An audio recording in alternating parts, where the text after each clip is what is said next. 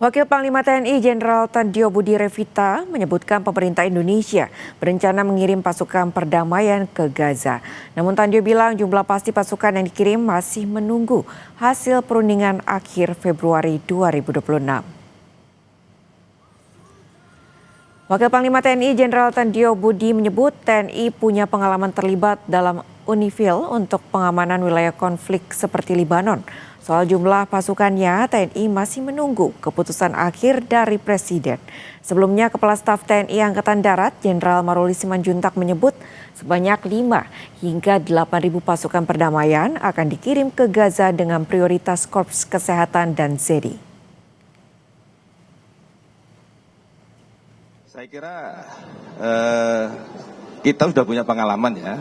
Ada UNIFIL yang pernah ke sana, satuan-satuan yang pernah dikirim ke sana inilah nanti akan kita rekrut. Jadi bukan satuan-satuan yang belum pernah tugas ke sana. Kita kalau tidak salah sudah mengirimkan dari tahun 2008